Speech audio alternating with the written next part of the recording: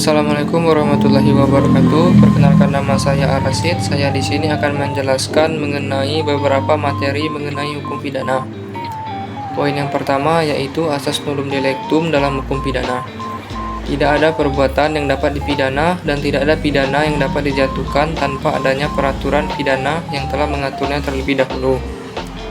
Unsur-unsur asas nullum delictum. Yang pertama, harus ada undang-undang. Yang kedua, undang-undang sudah ada sebelum perbuatan dilakukan. Yang ketiga, larangan dan sanksi harus tertulis. Yang keempat, tidak berlaku surut. Dasar hukum. Pasal 1 ayat 1 KUHP, tidak ada suatu perbuatan dapat dipidana kecuali berdasarkan ketentuan perundang-undangan pidana yang telah ada.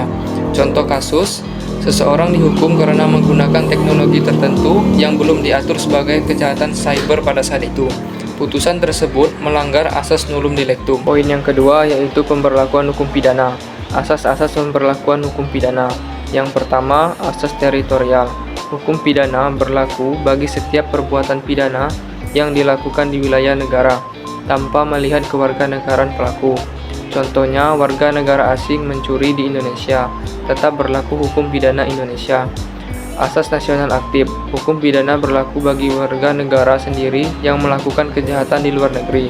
Contoh, WNI melakukan penipuan di Malaysia. Indonesia tetap dapat mengadili pelaku. Yang ketiga, asas nasional pasif.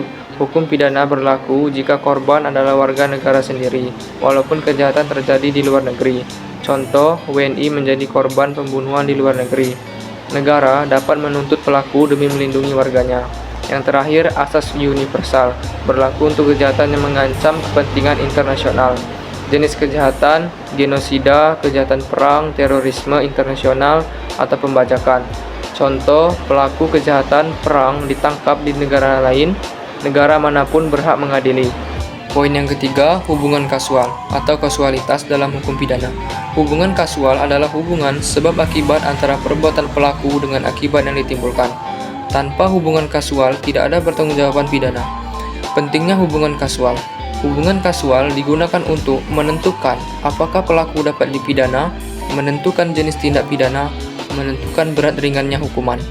Contoh hubungan kasual. A menusuk B, B meninggal dunia. Jika kematian B akibat langsung dari tusukan A, maka ada hubungan kasual. Namun, apabila A menusuk B, kemudian B dibawa ke rumah sakit dan meninggal karena kesalahan dokter, maka hubungan kasual A terputus, sehingga pertanggungjawaban pidana bisa berbeda. Teori-teori hubungan kasual. Teori conditio sine qua non. Semua sebab yang turut berperan dianggap sebagai penyebab. Contoh, A memukul B, kemudian B jatuh, kepala terbentur dan meninggal. Semua kejadian dianggap penyebab. Teori yang kedua, teori adequate causality. Hanya sebab yang secara wajar dan logis dapat menimbulkan akibat. Contoh, A memukul B ringan, kemudian B punya penyakit jantung dan meninggal. A belum tentu bertanggung jawab atas kematian, karena pukulan ringan tidak secara wajar menyebabkan kematian. Kesimpulan dari 3 poin yang disampaikan adalah: yang pertama, asas nullum delictum, tidak ada pidana tanpa undang-undang. Yang kedua, pemberlakuan hukum pidana, menentukan di mana dan kepada siapa hukum pidana berlaku. Yang ketiga, hubungan kasual, menentukan pertanggungjawaban pidana atas akibat perbuatan. Wassalamualaikum warahmatullahi wabarakatuh.